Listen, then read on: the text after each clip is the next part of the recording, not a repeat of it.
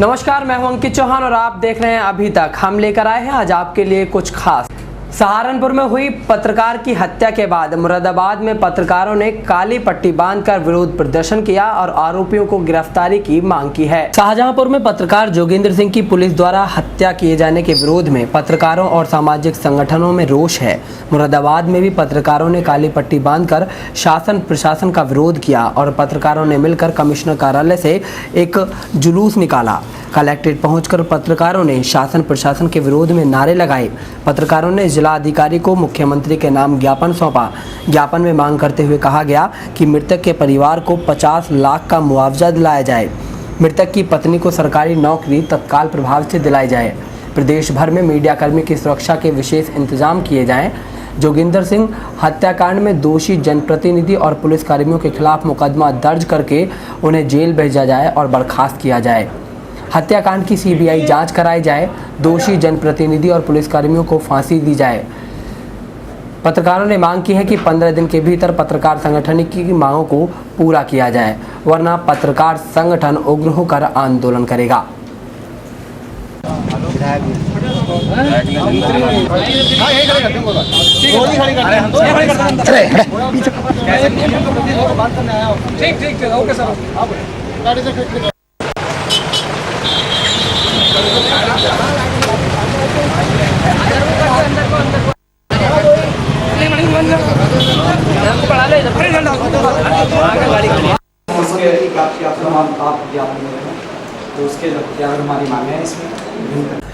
व्यापारी नेता द्वारा भाजपा नेता पर तालाब कब्जे का आरोप भाजपा नेता ने झूठा बताया है। अभी तक की टीम को तालाब का निरीक्षण कराकर व्यापारी नेता पर साजिश रचने का आरोप लगाया है।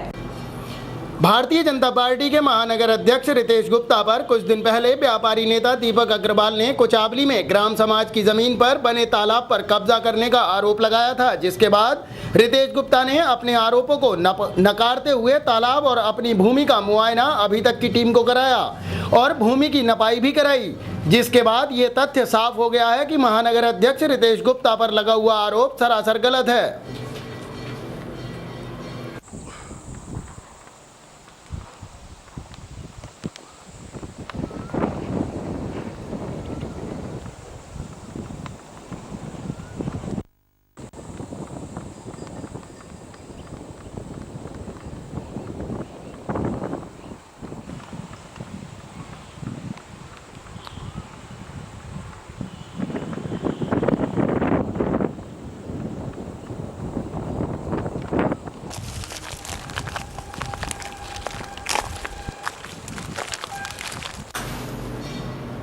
आपको बताते चलें कि व्यापारी नेता दीपक अग्रवाल ने तालाब पर कब्जे को लेकर अनेक शिकायतें जिला प्रशासन से की थी, जिसकी जांच एसडीएम कांट को 2013 में सौंपी गई थी। एसडीएम कांट ने अपनी रिपोर्ट में साफ कर दिया था कि रितेश गुप्ता या उनके किसी भी परिचित ने तालाब की किसी भी भूमि पर कोई कब्जा नहीं किया है। आपने ग्राम समाज की जमीन को नपाई करने के लिए एक टीम गठित की थी।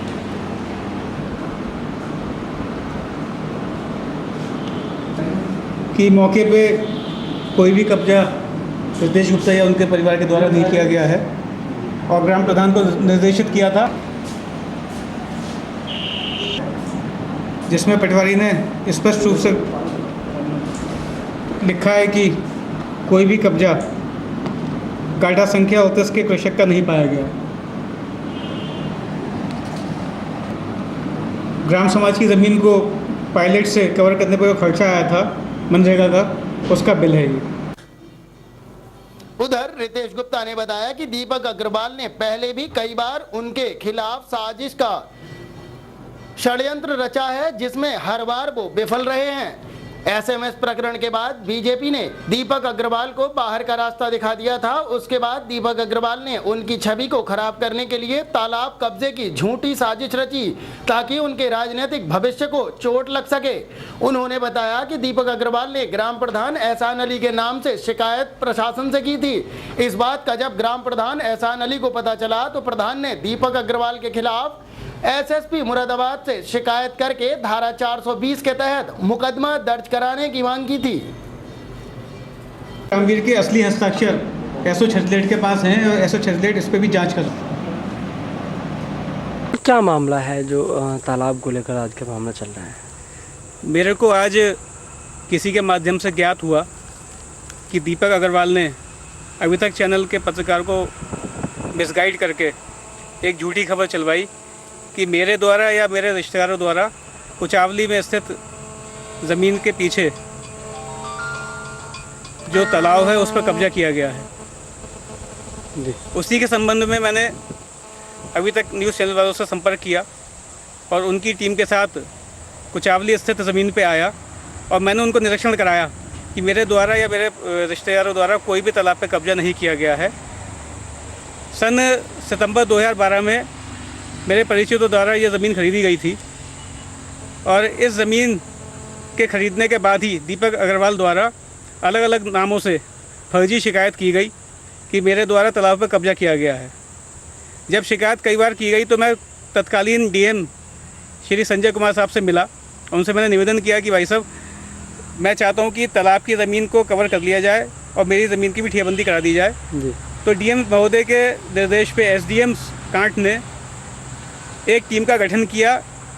तहसीलदार के नेतृत्व में वो टीम बनी जिसमें नायब तहसीलदार, कानून गो और 3 पटवारी जो कि इस हल्के के नहीं थे उनको नियुक्त किया गया। उनके द्वारा इस ज़मीन की नपाई कराई गई। ज़मीन की नपाई करने के बाद ये पाया गया कि मेरे द्वारा या मेरे रिश्तेदार द्वारा कोई भी कब्ज़ा तालाब की ज़मीन पर नहीं किया गया है।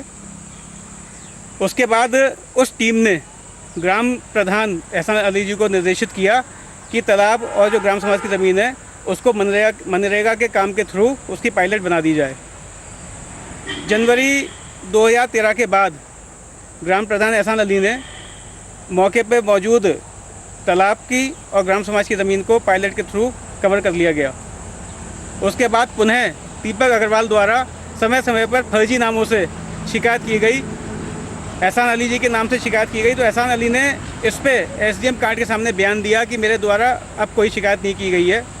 जो भी शिकायत कर रहा है उसने फर्जी मेरे सिग्नेचर बना के शिकायत की है और उसके खिलाफ़ कानूनी कार्रवाई करनी चाहिए। उसी के मद्देनज़र एहसान अली प्रधान ने एसएसपी साहब से मिलकर दीपक अग्रवाल के खिलाफ़ एक मुकदमा दर्ज कराने का निवेदन भी किया है। जैसा कि आपने अभी घूम के देखा होगा कि तालाब अपनी जगह स्थित है।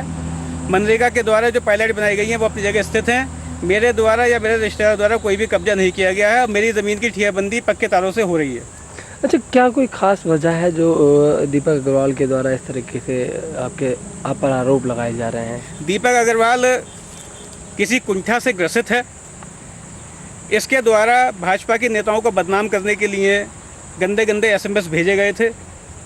उस एसएमएस प्रकरण की मैंने गलशेत थाने में अज्ञात के खिलाफ मुकदमा दर्ज कराया गया था।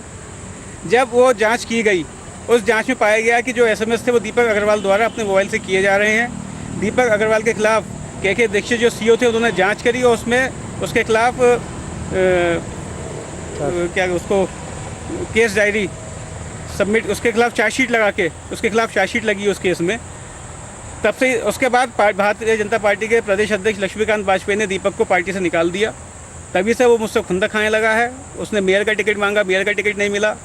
दुकान पे बैठे बैठे राजनीति करने के अलावा उसको कोई काम नहीं है। इसी कुंठा से ग्रसित होकर झूठी झूठी तहरीरें वो देता रहता है। और भी मेरे खिलाफ बहुत बड़ी बड़ी साजिश उसने करी, लेकिन उनका खुलासा तुरंत हो गया क्योंकि मैं पाक साफ था, इसलिए मेरा बाल विवाह नहीं हो पाया। जैसा कि उसने बताया कि रामवीर के द्वारा भी एक तहरीर दी गई है इस तालाब के प्रकरण में। रामवीर से उसकी कई सालों से दुश्मनी चल रही है। अगर रामवीर के द्वारा कोई तहरीर दी गई है तो उसकी फ़ोटोकॉपी दीपक अग्रवाल के पास कहाँ से आई? इससे साफ स्पष्ट है कि दीपक अग्रवाल द्वारा ही रामवीर की फर्जी साइन करके तहरीर दी गई है। उसकी जांच भी एसओ छत्तीसगढ़ कर रहे हैं। रामवीर के जो साइन है वो एसओ छत्तीसगढ़ के पास है और ये वाले एप्लीकेशन पे साइन है वो भी मैंने एसओ छत्तीसगढ़ को उपलब्ध कराए हैं। तो उसकी जाँच भी एसओ छत्तीसगढ़ द्वारा की जा रही है। जिस तरीके से आरोप लगाए गए हैं, कहीं ना कहीं यदि वो लिप्त पाए जाते तो बड़ी कार्रवाई होने की आशंका। बिल्कुल, दीपक अग्रवाल असामाजिक तत्व है। जिले की उपद्रवियों की सूची में उसका नाम दर्ज है। कई बार माहौल ख़राब कराने की उसने कोशिश करी। बहुत बड़ा भूमाफिया है। सन 2014 में भी थाना डिलारी में एक मुस्लिम किसान की इसने ज़मीन के चक्कर में हत्या करवाई।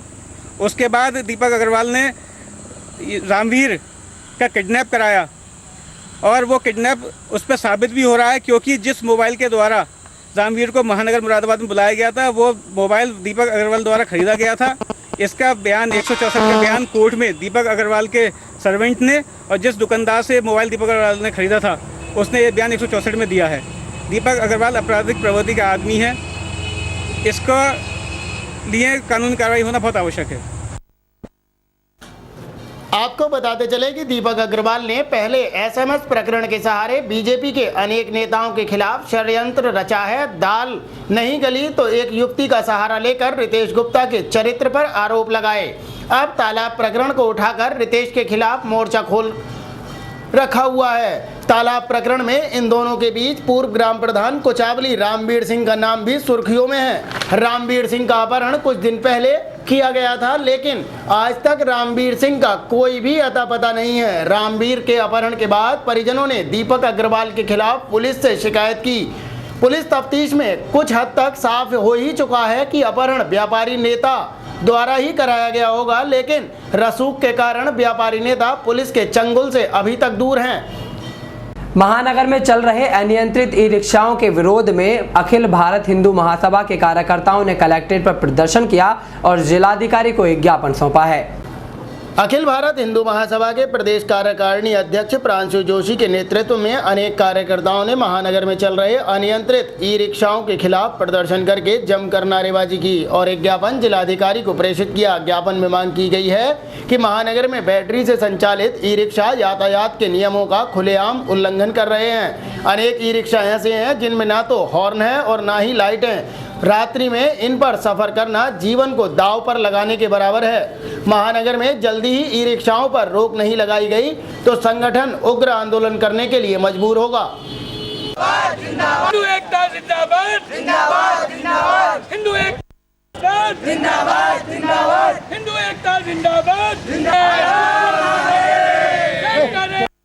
हिंदू एकता जिंदाबाद, जिंदाबाद, जिंदाबाद, जिंदाबाद। हिंदू महासभा जिंदाबाद, जिंदाबाद। हिंदू एकता जिंदाबाद, जिंदाबाद, जिंदाबाद। हिंदू महासभा जिंदाबाद, जिंदाबाद, जिंदाबाद। मेन मांग है कि मुरादाबाद के अंदर बैटरी वाली रिक्शा जितनी भी चल रही हैं, हम लोग 10 दिन से उस पर काम कर रहे हैं। 10 दिन से हम लगातार देख रहे हैं कि जितनी बैटरी वाली रिक्शा चलती हैं वो रात को अपनी बैटरी से लाइट नहीं जलाती हैं।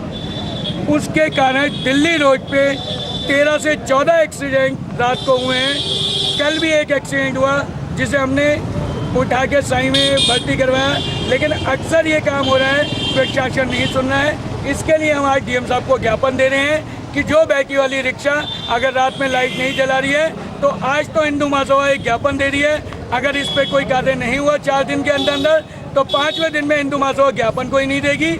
उनकी लाइटें खोल के हिंदू महासभा मझौला थाने में या जो थाने का क्षेत्र बढ़ेगा हर जगह हिंदू महासभा उनकी बैटरियां खोल के उन थानों में जमा करवा देगी। सफाई कर्मचारियों की समस्याओं को लेकर उत्तर प्रदेश सफाई मजदूर संघ के कार्यकर्ताओं ने नगर निगम के अफसरों का घेराव किया है।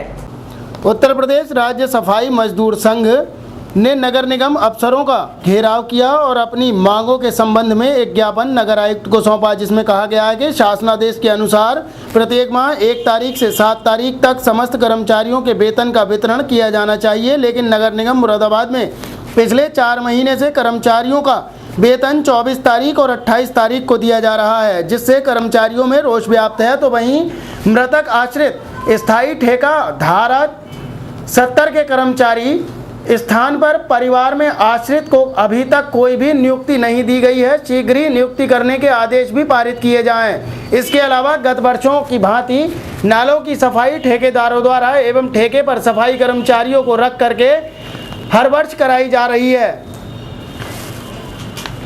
क्या मांग है आपकी? क्यों आप लोगों ने? देखिए, जब से हमारे यहाँ नगर उप महोदय यहाँ आए इनको 1 वर्ष हो गया। आज 1 वर्ष 6 दिन हो गए। आज 6ठे महीने में आए थे ये पूर्व साल में 2014 में, और आज 15 में 6ठे महीने 3 तारीख में आए थे ये। 1 साल हो गए। 1 साल से आज तक सफाई कर्मचारी इनके होतों में उत्पीड़न झेल रहा है। इतना कर्मचारी जज्जर और बज्जर हो गया है इनके कार्यकाल में कि इनको कहीं भी कुछ दिखता ही नहीं कि कौन सफाई कर्मचारी कितनी मेहनत करता है, कौन क्या करता है। आज हम आपको स्थिति बताएं, मैडम ने जो बताया वो पूरी स्थिति से आपको अवगत नहीं कराया, ठीक नहीं बताया। हम लोग झेल रहे हैं, हमें मालूम है, हमारा कहना यह है कि प्रति वर्ष शासन से जो पैसा सफाई कर्मचारियों को नहीं, पूरे नगर निगम के कर्मचारियों के लिए बंटने के लिए आता है, उसमें एक शर्त रखी गई थी शासन से एक बार, यूँ तो कभी भी जो आप बता रही मैडम, वो स्थिति आज नहीं थी, वो स्थिति तो आज से 20 और 50 साल पहले थी। आज जो शासन भेजता है पैसा, एक बार भेजता, पूरा डिटेल 3 महीने का लगातार एक साथ। तो वहीं लेखाधिकारी ने कहा है कि 6 सूत्रीय ज्ञापन जो संगठन की तरफ से दिया गया है उस पर जल्द ही कार्यवाही की जाएगी। समस्त मांगों का निदान शीघ्र ही कराया जाएगा। मामला है इनका जो अभी आप लोग इसमें आप लोग हमारे सफाई कर्मचारी हैं नगर निगम मुरादाबाद के, आप लोग वेतन के संबंध में जो है जानकारी लेने आए हैं। आज 9 तारीख हो गई है, आप लोगों को वेतन अभी नहीं मिला हुआ है, तो उसी वही मांग रखने आए हैं। तो क्या कोई विशेष वजह सामने आई है कि अभी तक वेतन नहीं दिया? वजह क्या है, अभी जो है हर महीने हम लोग की तनख्वाह शासन से आती है, राज्य टैक्स से जो धनराशि आती है उसी से वेतन वितरित होता है। अभी मई की जो है धनराशि भी प्राप्त नहीं हुई है, जिससे जो है विलम्ब हुआ है। इस पर नगर महोदय से चर्चा किया जाएगा, इस समस्या का हल जो है तुरंत तत्काल निकाला जाएगा। कि यही वजह है कि जो इन लोगों ने आपको घेरा है और आपसे हाँ, बातचीत? बिल्कुल यही वजह है। आपकी मांग जायज़ है, इस मांग पर हम लोग बिल्कुल जो है विचार करेंगे और बिल्कुल इसको निस्तारित करेंगे। अब क्या आश्वासन दिया जाएगा? अब नगर महोदय से बात करेंगे और जल्द से जल्द इसको निस्तारित करेंगे। वेतन जल्द से जल्द इनको जो है दिया जाएगा। मानवाधिकार मंच के बैनर तले विद्युत विभाग के खिलाफ बिजली दफ्तर पर जमकर प्रदर्शन किया गया।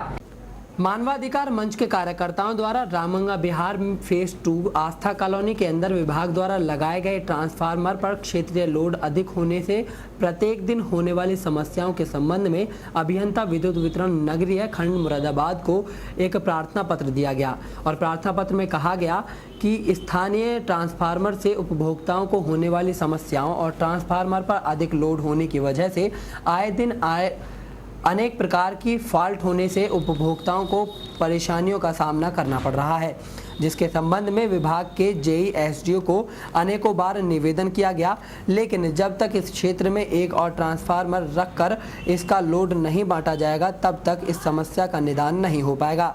लेकिन विभागीय अधिकारी और कर्मचारी इस कार्य में रुचि नहीं लेते, तो वहीं विभागीय अधिकारियों और कर्मचारियों की कार्यशैली से उपभोक्ताओं का मानसिक और वित्तीय शोषण हो रहा है, जो कि काबिले बर्दाश्त नहीं है। मानवाधिकार मंच के कार्यकर्ताओं का कहना है कि विभाग ने जिन उपभोक्ताओं को बिजली के कनेक्शन दिए हैं उनसे क्या विभाग बिजली के बिलों का भुगतान नहीं लेता, और यदि उस भुगतान को विभाग लेता है तो उनकी समस्याओं का निदान करना भी विभाग की जिम्मेदारी है। लेकिन इस जिम्मेदारियों का निर्वहन न करने से उपभोक्ताओं के जनजीवन के साथ आपके अधिकारियों और कर्मचारियों के द्वारा खुलेआम शोषण और उत्पीड़न किया जा रहा है, जो कि न्याय दृष्टिकोण से गलत है। सभी का कहना है कि ड्यूटी पर शराब पीकर आना और खंबे पर चढ़कर कार्य करना भी गलत है। सभी का कहना है कि जल्द ही इन समस्याओं पर ध्यान दिया जाए, नहीं तो मंच उग्र आंदोलन करेगा।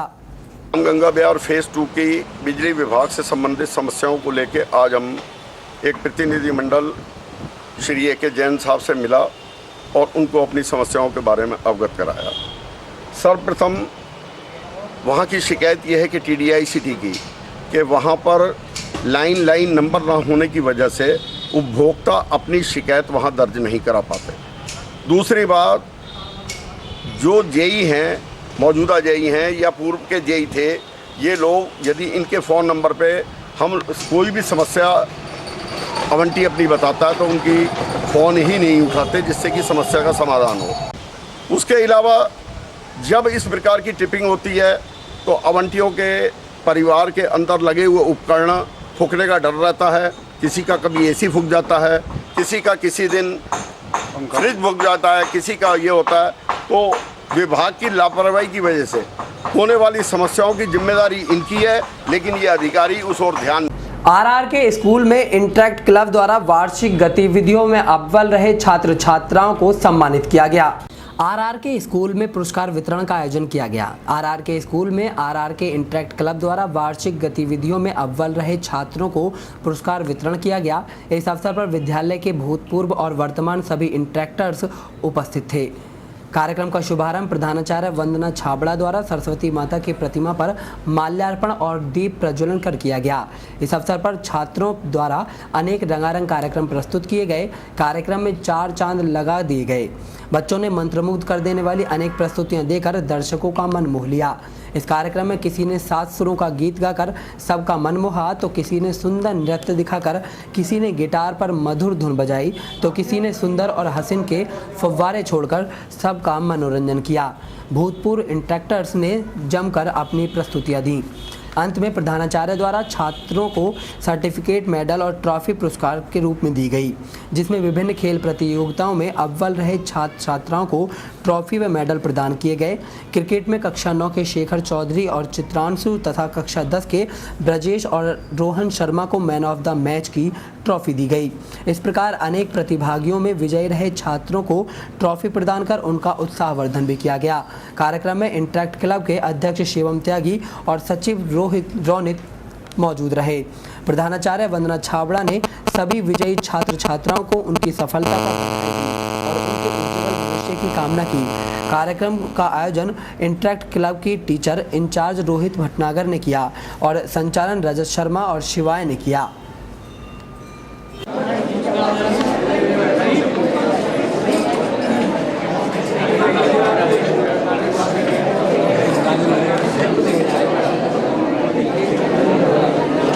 प्रोग्राम था आज। Today we have organized a prize distribution function for Interact Club of our school.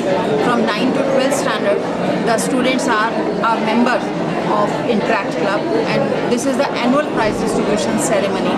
For the whole year, the students have participated in various sports activities, in various cultural activities, and today we have organized to give away the prizes to all these students. यहाँ वक्त हुआ है एक छोटे से break का।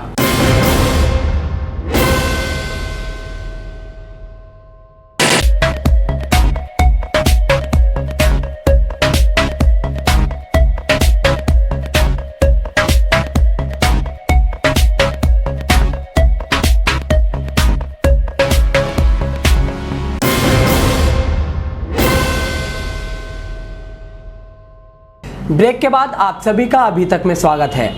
नया मुरादाबाद में बन रहा हर्बल पार्क अभी तक तैयार नहीं हो सका है, जिसके बाद अभी भी एमडीए के अफसर खामोश बैठे हुए हैं। एमडीए में अगर पैसा हो तो आप कुछ भी करा लो, इस बात का सीधा उदाहरण है नया मुरादाबाद में बन रहा हर्बल पार्क। इसके निर्माण कार्य के पूरा होने की तिथि निकल जाने के बावजूद भी आज तक ठेकेदार के खिलाफ कोई कार्रवाई नहीं हुई है। इसके अलावा तटबंध के किनारे बने हुए इस हर्बल पार्क की एक और दुर्दशा कभी भी हो सकती है। अगर तेजी से प्रेशर आया तो शायद इस पार्क की दीवारें क्या सड़क तक उखड़ जाएंगी, लेकिन मुरादाबाद विकास प्राधिकरण के उपाध्यक्ष द्वारा इस मामले में कोई संज्ञान नहीं लिया जा रहा है।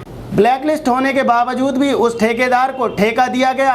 उस ठेकेदार द्वारा निर्धारित समय के अंदर ना तो पार्क का निर्माण कराया गया और ना ही मानकों के अनुसार इसमें सामग्री लगाई गई। इसके बावजूद भी उस ठेकेदार पर मुरादाबाद विकास प्राधिकरण के उपाध्यक्ष द्वारा कोई कार्रवाई होती हुई दिखाई नहीं दे रही है, जिससे ऐसा लगता है मानो मुरादाबाद विकास प्राधिकरण सिर्फ अब पैसे का ही भूखा रह गया है। अगर आपकी जेब में पैसे हैं तो मुरादाबाद विकास प्राधिकरण से आप कुछ भी करा सकते हैं, जिसका उदाहरण नया मुरादाबाद में बनने वाला ये हर्बल पार्क है, जहां अब तक ऐसा लगता है मानो अगले 3 महीने में भी इसका कार्य पूरा नहीं होगा। जबकि सरकारी आंकड़ों की माने तो ऐसा होने पर ठेकेदार को ब्लैकलिस्ट करके उसका पैसा तक रोकने का प्रावधान है।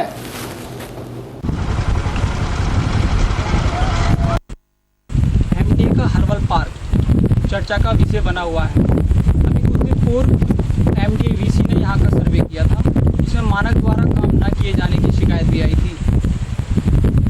इसी के संबंध में ठेकेदार को भी फटकार लगाई गई। एमडीए वीसी ने 1 महीने का टाइम लिया था, लेकिन शायद ये इस महीने भी पूरा नहीं हो पाएगा। ऐसा एमडीए ने इस ठेकेदार को किया जो इस ब्लैक लिस्ट ठेकेदार को ठेका दे दिया है।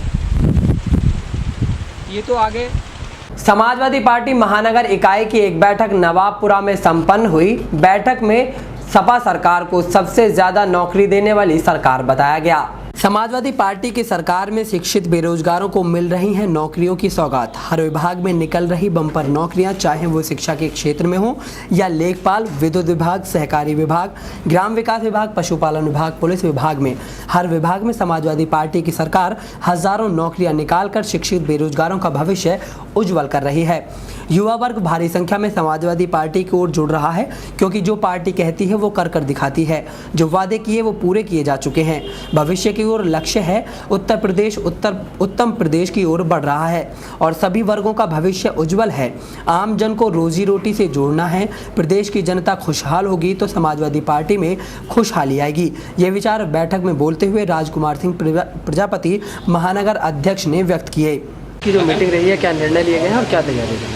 आज समाजवादी पार्टी की हमारी हर महीने मासिक मीटिंग होती है, इसमें जो सन 2017 के आगामी विधानसभा का चुनाव है उसकी तैयारी के लिए हमने बूथ कमेटी बनाने की तैयारी चल रही है और बहुत जल्दी से हमें बूथ कमेटी हमारे उत्तर प्रदेश लखनऊ के कार्यालय पर बूथ कमेटी हमें देनी है। जो हमारे विधानसभाओं के अध्यक्ष हैं और जो हमारे उन विधानसभाओं में जो हमारे वरिष्ठ नेता, पदाधिकारी, जो कार्यकर्ता नेता हैं और विधायक और सबकी सहमति से बूथ कमेटी हमें तैयार करनी है। समाजवादी पार्टी की बैठक नवाबपुरा कैंप कार्यालय पर आयोजित की गई। बैठक में बोलते हुए वक्ताओं ने कहा कि समाजवादियों की फौज आगामी वर्षों में घर घर पहुंचकर जनता से पूछेगी और उनकी समस्याएं और उनका तुरंत निस्तारण कराएगी। किसी विभाग में जनता को परेशानी नहीं होने दी जाएगी। समस्या हल न होने पर अधिकारी को शहर में नहीं रहने दिया जाएगा। बैठक में राजकुमार प्रजापति, असलम पंचायती, धर्मेंद्र यादव, डॉक्टर सोमवीर यादव, साजिद नवी खां के साथ साथ और भी पदाधिकारी और कार्यकर्ता मौजूद रहे। देखिए, आज हमारा प्रदेश और हमारा देश जिन परिस्थितियों से गुजर रहा है, पिछले आज़ादी के बाद से इतनी ख़राब परिस्थितियां कभी नहीं आई। समाज के ताने बाने को बहुत बड़ा ख़तरा है। जो कोशिशें की जा रही हैं कि सांप्रदायिक माहौल पैदा करके वोट का पोलराइजेशन एक तरफ को करा जाए, तो इन कोशिशों को सिर्फ और सिर्फ अगर कोई नाकाम कर सकता है तो हमारे नेता मुलायम सिंह यादव जी और मुख्यमंत्री अखिलेश यादव जी कर सकते हैं। जो उपलब्धियां हमने 3 साल में करी हैं वो किसी से ढकी छुपी नहीं है। हिंदुस्तान के अंदर एक रिकॉर्ड बनाया है हमारे मुख्यमंत्री अखिलेश यादव जी ने अपनी तमाम उपलब्धियों को लेकर, चाहे उसमें बड़े बड़े कार्यक्रम, बड़े बड़े प्रोजेक्ट्स क्यों ना हो, चाहे वो मेट्रो हो, मेडिकल कॉलेजेस हो या पेंशन्स हो, गरीबों की पेंशन हो, एक्सप्रेस वेज हो, जो आज तक उत्तर प्रदेश के अंदर नहीं हुआ था वो अब होने जा रहा है। सपा पिछड़ा वर्ग प्रकोष्ठ की एक बैठक जिला कार्यालय में संपन्न हुई। बैठक में साफ और स्वच्छ छवि वाले बीडीसी मेंबर और जिला पंचायत सदस्य को अपना समर्थन देने पर मोहर लगी है। पूर्व एजेंडे के अनुसार सपा पिछड़ा वर्ग प्रकोष्ठ की एक बैठक फिरासत हुसैन गामा की अध्यक्षता में संपन्न हुई, जिसका संचालन सरवल अली घोषी ने किया। बैठक को संबोधित करते हुए फिरासत हुसैन गामा ने कहा कि समाजवादी पिछड़ा वर्ग प्रकोष्ठ के संगठन को ग्राम पंचायत स्तर पर मजबूत किया जाएगा। गामा ने कहा कि सपा पिछड़ा वर्ग प्रकोष्ठ के कार्यकर्ता प्रधान पद, बीडीसी और जिला पंचायत सदस्य पद के उम्मीदवारों का साथ साफ छवि वाले पार्टी कार्यकर्ताओं का ही समर्थन देंगे। पार्टी के प्रदेश अध्यक्ष और प्रदेश युवा मुख्यमंत्री अखिलेश यादव ने किसानों, जवानों, व्यापारियों, छात्रों, कर्मचारियों, महिलाओं और मुसलमानों सभी का सामान्य विकास किया है। इस दरियादिल मुख्यमंत्री से सभी धर्मों और वर्गों के लोग खुश हैं। पंचायत चुनाव में सपा की रिकॉर्ड जीत होगी। बैठक में ग्राम पंचायत, न्याय पंचायत और क्षेत्र पंचायत प्रभारी बनाने की जिम्मेदारी विधानसभा अध्यक्षों को सौंपी गई और कहा कि पंचायत स्तर पर सपा पिछड़ा वर्ग प्रकोष्ठ संगठन खड़ा किया जाए। इस मौके पर हाफिज खुर्शीद, माशूक अली, शेखर यादव, नाग भारती, अलका दुबे, आदिल अंसारी, मुकीम परवेज, अकबर अली, उदित यादव, याकूब अली आदि कार्यकर्ता मौजूद रहे। आज की ये बैठक समाजवादी पिछड़ा वर्ग प्रकोष्ठ जिला कार्यकारिणी की पार्टी कार्यालय पर आयोजित की गई।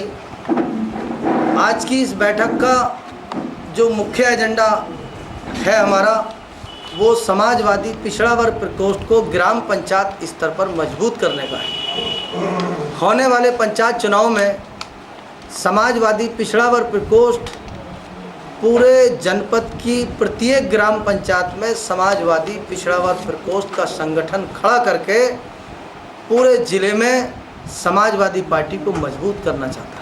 रामगंगा तटबंध निर्माण संघर्ष समिति के कार्यकर्ताओं ने अंबेडकर पार्क से एक जुलूस निकाला।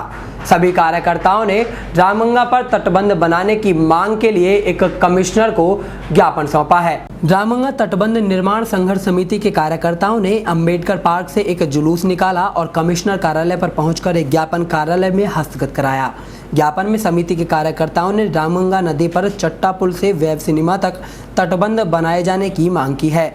ज्ञापन में कहा गया है कि कालागढ़ डैम से पानी छोड़ा गया था, जिसके कारण रामगंगा नदी के किनारे बसाई गई मुरादाबाद विकास प्राधिकरण मुरादाबाद की आवासीय 5 कॉलोनियों में 4 मीटर ऊंचाई तक बाढ़ का पानी आ गया था, जिससे करोड़ों रुपए की क्षति यहाँ के निवासियों को हुई थी और काफ़ी लोग और पशु बाढ़ की चपेट में आकर मारे गए थे। घर गिर गए और घरों में रखा सामान पूरी तरह से नष्ट हो गया, फसलें बर्बाद हो गईं और लोग बेघर तबाह और बर्बाद हो गए थे। इसीलिए प्रकोप से बचाने के लिए तटबंध निर्माण कराने हेतु इस क्षेत्र की जनता समिति के माध्यम से 5 वर्षों से निरंतर आंदोलन करके संबंधित अधिकारियों को ज्ञापन देती चली आ रही है, लेकिन अभी तक तटबंध निर्माण हेतु कोई प्रभावी कार्यवाही नहीं की गई है। रामगंगा तटबंध निर्माण समिति ने कहा है कि शीघ्र अतिशीघ्र रामगंगा नदी का तटबंध चट्टा पुल से वेब सिनेमा तक बनाया जाए, जिससे कि बाढ़ पीड़ितों की जान माल की सुरक्षा हो सके। प्रदर्शन करने वालों में राम मोहन श्रीवास्तव, शिवपाल सिंह देवड़ा, अनिल कुमार सक्सेना, नीरज चौधरी के साथ साथ और भी पदाधिकारी और कार्यकर्ता मौजूद रहे। हमारी मांगे पूरी हो, चाहे जो मजबूरी हो, तटबंध बनाओ। आज ये हमारा प्रदर्शन रामगंगा तटबंध संघर्ष समिति की ओर से इसलिए दिया जा रहा है कि सन 2010 में सितंबर में कांट रोड की कॉलोनियों पर जो घर बने हुए हैं उनमें 4 मीटर तक पानी भर गया था। तमाम लोगों के जन धन की नुकसान हुआ था। सरकार से ये अनुरोध कर रहे हैं कि चट्टा पुल से लेके बेब कॉलोनी तक तटबंध बना दिया जाए, लेकिन सरकार हमारी इस मांग को अभी तक स्वीकार नहीं कर रही है और अभी तक निर्माण कार्य प्रारंभ नहीं किया गया है। पागबड़ा में बीएलओ शासनादेशों को ठेंगा दिखा रहे हैं। 1 जून से 20 जून तक शासनादेश पर ड्यूटियां लगाई गई थी, लेकिन अभी तक कोई भी अपनी ड्यूटी को अंजाम देता नजर नहीं आ रहा। शासन द्वारा आदेश किया गया है कि बीएलओ 1 जून से 20 जून तक डोर टू डोर घूमकर गांव में वोटर आई कार्ड चेक करेंगे, लेकिन ऐसा होता हुआ नहीं दिख रहा है। इसके चलते ग्रामीणों में रोष व्याप्त है। 1 जून से 20 जून तक सभी बीएलओ गांव में घर घर घूमकर सभी पहचान पत्र चेक करेंगे और पहचान पत्रों में हुई गलतियों का संशोधन करने की प्रक्रिया को अंजाम देंगे, लेकिन बीएलओ शासन के आदेश पर भारी पड़ रहे हैं। आदेश हुए 8 दिन हो चुके हैं, लेकिन क्षेत्र में एक भी बीएलओ देखने को नहीं मिला। इसको लेकर ग्रामीणों में आक्रोश पनपने लगा है। यदि समय रहते बीएलओ समय पर गांव में नहीं पहुंचे तो शायद ग्रामीण अब कलेक्ट्रेट पर धरना प्रदर्शन करने को मजबूर हो जाएंगे। इस दौरान जब एबीआरओ पागबड़ा से बात की गई, तब उन्होंने अपने ही लोगों का पक्ष लेते हुए अपनी बात कही। ड्यूटी पहचान पत्र सही करने को लगाई गई है और क्षेत्र में एक भी बीएलओ नहीं है। इसके बारे में आपको जानकारी है? ना, मेरे इसके बारे में मुझे कोई जानकारी नहीं, पर ये पता लगा था कि हमारे डिपार्टमेंट से कुछ ड्यूटी लगी है जो कि पंचायत परिसीमन के ग्राम प्रधान चुनाव के संबंध में, तो उसमें जो हमारे डीआई में शोभित बाबू हैं विकास खंडवा के, वही ड्यूटी का काम देख रहे हैं। पागबड़ा में गंदगी और जल भराव की समस्याएं दिन प्रतिदिन बढ़ती जा रही हैं, लेकिन ग्राम प्रधान का इस ओर कोई भी ध्यान नहीं है। उत्तर प्रदेश की सबसे बड़ी ग्राम पंचायत पागबड़ा में जल भराव का और गंदगी का मामला अब चर्चा का विषय बना हुआ है। ये नज़ारा पागबड़ा राष्ट्रीय राजमार्ग का है, जहां पर इस कदर पानी भरा हुआ है कि यहां से निकलना यात्रियों और आज क्षेत्रवासियों के लिए दुश्वार हो गया है। ग्रामवासियों का कहना है कि आखिर पागबड़ा का विकास कब और कैसे होगा, जबकि इतनी बड़ी ग्राम पंचायत होने के बावजूद सरकार द्वारा यहाँ के लिए काफ़ी पैसा आता है और ग्राम प्रधान द्वारा उस पैसे का क्या किया जाता है, इस बात को कोई नहीं समझ पा रहा है। ऐसा नहीं है कि ये गंदगी सिर्फ हाईवे पर ही है, इसके अलावा मस्जिद के पास भी तमाम जल भराव और गंदगी की स्थिति बनी हुई है, लेकिन आज तक ग्राम प्रधान द्वारा इस तरफ कोई ध्यान नहीं दिया गया है, जिसकी वजह से ग्रामवासियों में रोष व्याप्त है। तो वहीं कुछ लोगों का कहना है कि जब नमाज के लिए मस्जिद जाते हैं उस समय अपने कपड़ों को संभाल कर रखना भी क्षेत्रवासियों के लिए मुश्किल हो जाता है। ग्राम प्रधान द्वारा इस ओर अगर ध्यान नहीं दिया गया तो पाकबड़ा के हालात शायद आंदोलनात्मक हो सकते हैं। नवाब जान क्या क्या परेशानी हो रही है? यहाँ पर गड्ढे में मोटरसाइकिलें गिर रही हैं और गाड़ियाँ फंस रही हैं, तमाम बहुत परेशानी पड़ रही है यहाँ पर। पाकबड़ा में जल भराव की समस्या से जूझ रहे ग्रामवासी आज फिर सड़कों पर उतर आए। पाकबड़ा ग्रामवासियों का कहना है कि इस जल भराव की समस्या से हम कब तक जूझते रहेंगे। यहाँ ना तो किसी ग्राम प्रधान आके देखता है, ना ही किसी PWD अधिकारी आके देखता है। आखिर इन पाकबड़े की सड़कों का क्या होगा? अपने सहयोगी शिवम दिवाकर के साथ शमीर खान, अभी तक न्यूज़। यहाँ वक्त हुआ है एक छोटे से ब्रेक का।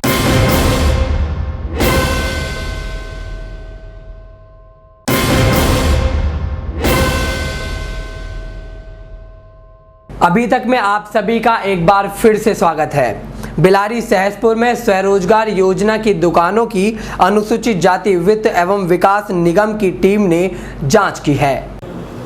रुस्तमनगर सहसपुर में विकासखंड कार्यालय के सामने हाईवे पर बनी स्वतः रोजगार योजना की दुकानों के कब्जा सत्यापन होने से अवैध कब्जेदारों में खलबली मच गई है। सहसपुर में 35 में से सिर्फ 2 ही आवंटी मौके पर सही काबिज मिले। सभासद रामस्वरूप चौधरी ने शिकायत की थी कि 1980 के दशक में बनी हुई इन दुकानों को अनुसूचित जाति वित्त एवं विकास निगम ने स्वतः रोजगार के लिए अनुसूचित जाति के लोगों को आवंटित किया था, लेकिन आज इन दुकानों पर दूसरे लोग कब्जा बनाए हुए हैं। इससे यहाँ पर रोजगार की समस्याएं भी पैदा होने लगी हैं और बेरोजगार लोग अब परेशान होने लगे हैं। हमारे आने का संबंध ये है, इसमें स्पेशल कंपोनेंट प्लान के अंतर्गत जो दुकानें निर्मित की गई थी और जिनके मूल आवंटी जो हैं उनके स्थान पर वर्तमान में कौन काबिज किए गए दुकान। मेन उद्देश्य शासन का यही है कि यदि कोई अवैध कब्जा किए हुए है तो उसको खाली करा। बिलारी में उत्तर प्रदेश सहकारी ग्राम विकास बैंक के शाखा प्रतिनिधि चौधरी भारत सिंह ने शाखा प्रबंधक मनोज पांडे पर लगाए गंभीर आरोप। प्रधान संगठन के राष्ट्रीय अध्यक्ष भी रहे मौजूद। उत्तर प्रदेश सहकारी ग्राम विकास बैंक लिमिटेड शाखा बिलारी के निर्वाचित शाखा प्रतिनिधि ने प्रेस और जनप्रतिनिधियों के समक्ष शाखा प्रबंधक पर गंभीर आरोप लगाकर बैंक अधिकारियों को प्रेषित अपने पत्रों की प्रतियां प्रेषित करने के बाद जनहित में शाखा प्रबंधक के विरुद्ध उच्च स्तरीय जांच पर कड़ी कार्यवाही किए जाने की मांग विभाग से की है। इस मामले में भारतीय प्रधान संगठन के राष्ट्रीय अध्यक्ष मोहम्मद उस्मान एडवोकेट ने बैंक शाखा पहुंचकर निर्वाचित बैंक प्रतिनिधि द्वारा उठाए गए मुद्दों पर शाखा प्रबंधक के आमने सामने पक्ष रखकर सफाई मांगी। तब शाखा प्रबंधक ना तो किसी आरोप पर स्वीकार्य सफाई दे पाए और ना ही उनके द्वारा इस मामले में कोई प्रतिक्रिया दी गई। उत्तर प्रदेश और सहकारी ग्राम विकास बैंक लिमिटेड की क्षेत्र में एक बहुत पहले से बुरी छवि रही थी कि यहाँ किसानों के साथ बहुत लूट खसोट और बहुत धोखाधड़ी की जाती है। चुनाव में जीतने के बाद जब मैंने शपथ ली तो मेरी ये कोशिश थी, मैंने इस चीज़ की शपथ ली कि यहाँ के किसान के साथ न्याय मिले, किसान हित और बैंक हित की। लेकिन शाखा प्रबंधक मनोज पांडे उनके अपने मनमाने पूर्व व्यवहार से वो लूट खसोट का, वो किसानों के साथ धोखाधड़ी का क्रम लगातार जारी है, जिसकी शिकायतें मेरे द्वारा उच्च अधिकारी महोदय से, माननीय विधायक महोदय से, माननीय उस्मान साहब से, आप सब पत्रकार बंधुओं से इस सबके सामने कहा है, जो कुछ है वो सब आपके सामने बताया। भाकियू असली के नेतृत्व में चल रहा एसडीएम कार्यालय पर धरना आज भी जारी रहा। मंगलवार से 3 भाकियू कार्यकर्ता हड़ताल पर बैठ गए हैं। बिलारी में एसडीएम कार्यालय पर चल रहे किसानों की समस्याओं के समाधान के लिए भारतीय किसान यूनियन अराजनैतिक का धरना मंगलवार को भी जारी रहा। मंगलवार को धरने के दौरान अपनी मांगों को लेकर मास्टर ब्रजराज सिंह, मान सिंह, बाबू सिंह भूख हड़ताल पर बैठ गए और कहा कि जब तक किसानों की समस्त मांगें पूरी नहीं हो जाती तब तक अनिश्चितकालीन धरना और भूख हड़ताल जारी रहेगी। किसानों ने मांग की है कि शुगर मिलों पर बकाया गन्ना मूल्य भुगतान जल्दी ही दिलाया जाए, ओलावृष्टि में बर्बाद हुई फसल का उचित मुआवजा दिलाया जाए तथा देहात इलाके में 10 घंटे की निर्धारित विद्युत आपूर्ति दिलाई जाए। इस दौरान भारतीय किसान यूनियन असली के महासचिव चौधरी महक सिंह ने कहा कि प्रशासन जब तक हमारी संपूर्ण मांगे नहीं मानेगा और गन्ने का भुगतान नहीं दिलाया जाएगा तब तक धरना जारी रहेगा। भूख हड़ताल पर बैठे हुए मास्टर ब्रजराज सिंह ने कहा कि हम अपनी मर्जी से भूख हड़ताल पर बैठे हैं, जब तक प्रशासन किसानों की मांगे नहीं मानेगा तब तक भूख हड़ताल जारी रहेगी। इधर दोपहर के बाद डीसीओ विजय बहादुर, एसडीएम संतोष बहादुर सिंह, शुगर मिल मुख्य प्रबंधक राहुल चौधरी, एसएसआई राजेंद्र सिंह राणा, अमरदेव प्रसाद गुप्ता की मौजूदगी में किसानों से की गई वार्ता पूरी तरह से ठीक ठाक दिखाई दी। उधर देर शाम अधिकारियों द्वारा किसानों से वार्ता की गई लेकिन किसानों को संतुष्टि नहीं मिल सकी। इस दौरान धरने पर भारतीय किसान यूनियन अराजनैतिक के राष्ट्रीय अध्यक्ष चौधरी हरपाल सिंह, कोषाध्यक्ष चौधरी हुकुम सिंह, यशपाल सिंह, डॉक्टर हरवीर सिंह, सत्यवीर सिंह, सुरेश यादव, रघुवंश सिंह, तोताराम सिंह, लक्ष्मण सिंह, बहुरन सिंह, नीरज चौधरी, सुभाष चौधरी, राजपाल सिंह यादव, केपी यादव सहित दर्जनों किसान उपस्थित रहे।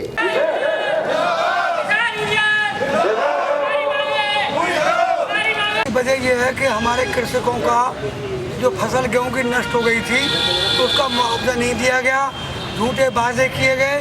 धर्मपुर कला में यशपाल सिंह जी के वहाँ बैठ के बहुत बड़े किसानों में मीटिंग हुई थी।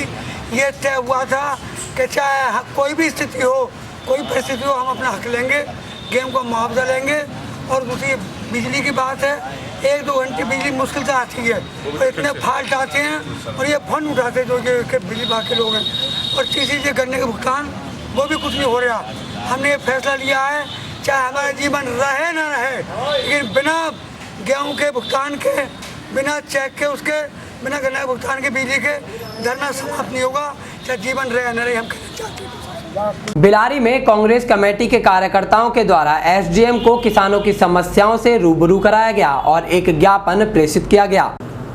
बिलारी क्षेत्र में ओलावृष्टि से बर्बाद हुई फसलों के उचित मुआवजे की मांग को लेकर कांग्रेस द्वारा एसडीएम कार्यालय पर प्रदर्शन किया गया। एसडीएम बिलारी संतोष बहादुर सिंह को इस दौरान एक ज्ञापन भी सौंपा गया। ज्ञापन के माध्यम से कहा गया है कि जो फसल ओलावृष्टि में बर्बाद हुई है उसमें मुआवजा कम मिल रहा है, पात्र किसानों को मुआवजा भी नहीं दिया गया है। क्षेत्र के गांव में नए राशन कार्डों का वितरण सुनिश्चित कराया जाए। सहसपुर ब्लॉक के बराबर वाली मुख्य सड़क पर कई वर्षों से कार्य नहीं हुआ है, सड़क टूटी हुई है जिसके चलते सड़क पर जलभराव की स्थिति बनी रहती है। चीनी मिलों पर किसानों का बकाया भुगतान है जो जल्दी ही भुगतान कराया जाए। सेतु निगम द्वारा सिरसी रोड पर लगाए जा रहे पुल के कार्य में तेजी लाई जाए। कहा कि यदि जल्द ही हमारी मांगें पूरी नहीं होती हैं तो कांग्रेस पार्टी के कार्यकर्ता उग्र आंदोलन करने को मजबूर होंगे। इस दौरान मुख्य रूप से शाकिर मलिक, राजीव कुमार, आफ्ताब आलम, अंसार हुसैन आदि लोग मौजूद रहे। ज्ञापन दिया है, उसमें हमने मांग की है कि जो ये फसलों का जो नुकसान हुआ है किसानों की, उनको जो धनराशि वितरित करने के लिए आई है वो ठीक ढंग से नहीं कर रहे हैं। सभी किसानों को मिला भी नहीं है और अगर मिल भी रहा है तो वो कुछ जो प्रभावशाली किसान हैं या सत्ताधारी पार्टी के नेता लोग हैं उनको मिल रहा है। हमारी इनसे मांग है कि अगर इन्होंने अतिशीघ्र सभी किसानों को ये तहसील बिलारी में आपदा राशि नहीं बांटी तो इस पर कांग्रेस पार्टी आंदोलन कर। बिलारी के अंबेडकर पार्क में जाटव सभा की एक बैठक का आयोजन किया गया। बैठक में समाज में हो रही कुरीतियों को दूर करने पर जोर दिया गया। जाटव सभा की बैठक का आयोजन बिलारी अंबेडकर पार्क स्थल पर किया गया। बैठक में वक्ताओं ने मृत्यु भोज न करने पर और समाज की बारातों में बाजा ना बजाने पर प्रतिबंध लगवाने को जरूरी बताया। बैठक में संबोधित करते हुए जाटव सभा के जिलाध्यक्ष राम भरोसे भारती ने अपने संबोधन में कहा कि जाटव समाज आपस में मिलकर समाज के अंदर विभिन्न कुरीतियों को खत्म करने का काम करेगा और अपने गांव-गांव में पंचायतों के जरिए इसको बंद कराने का मुद्दा उठाएगा। और कहा कि जाटव समाज के लोग अपने घरों में शौचालय की व्यवस्था जरूर करें क्योंकि बाबा साहेब का सपना जब ही पूरा होगा जब समाज में व्यापक बुराइयों का अंत हो सकेगा। जब तक बाबा साहेब का सपना अधूरा और अच्छी शिक्षा पाकर ही ये सपना पूरा हो पाएगा। बैठक में देवेंद्र व्यास ने जाटव समाज में जागृति पैदा करने के लिए राजनीतिक क्षेत्र में अपनी भागीदारी को सुनिश्चित करने में बल दिया, तो वहीं बदन सिंह भारती ने समाज में एकता पैदा करके बिरादरी का प्रचार प्रसार करने का माध्यम भी तय किया। तो वहीं नेतराम सिंह भारती ने अपने संबोधन में कहा कि ये मीटिंग गांव में जाकर जाटव सभा का आयोजन करने के लिए की गई है। बैठक में ज़्यादातर वक्ताओं ने अंधविश्वास को खत्म करके तथा जाटव समाज में शराब, जुआ और मृत्यु भोज, बारात में बैंड बाजा, डीजे पर पाबंदी को लेकर उचित बताया। बैठक की अध्यक्षता रिटायर मैनेजर नथुराम तथा संचालन चरण सिंह ने किया। जो मीटिंग है वो हमने समाज को में जो भ्रांतियाँ हैं, कुरीतियाँ हैं, उन्हें ख़त्म करने के लिए, जैसे मृत्यु भोज है, शादियों में बारातों में बाजों को रोकना है, और हम चाहते हैं कि हम गांव-गांव स्तर पर पंचायत करें और जो जाटव समाज में ये कुरीतियाँ हैं, अंधविश्वास है, इसके खिलाफ हम पंचायतों के स्तर से इसका मुद्दा उठाएं। बिलारी नगर के शंकर सहाय हर सहाय कन्या इंटर कॉलेज में चल रही श्रीमद् भागवत कथा में भारी संख्या में श्रद्धालु पहुंचकर धर्म लाभ कमा रहे हैं।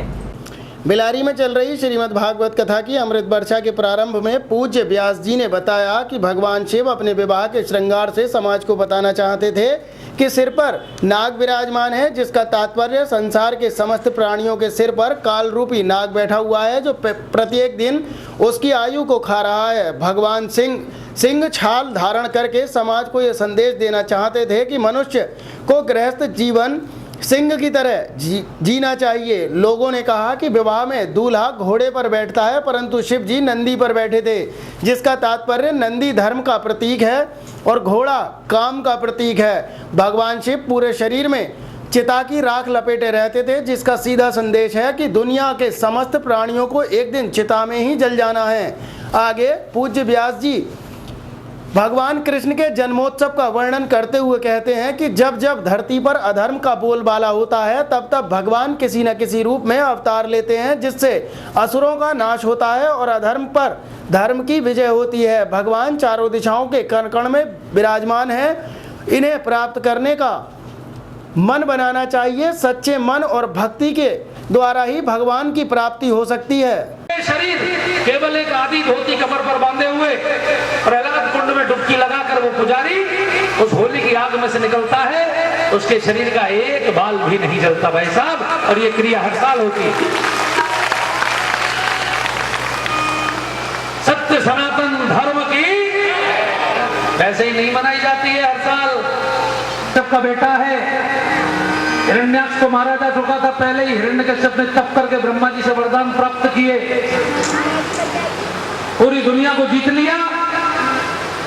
और उसकी पत्नी बहुत धर्मात्मा थी। पत्नी ने नारद जी से पूछा, मेरे कुल का उद्धार कैसे होगा, मेरे पति ताबड़तोड़ पाप कर रहे हैं। तो ये थी अभी तक में आज की गतिविधियां। अंकित चौहान और अभी तक की पूरी टीम को दीजिए इजाजत। नमस्कार।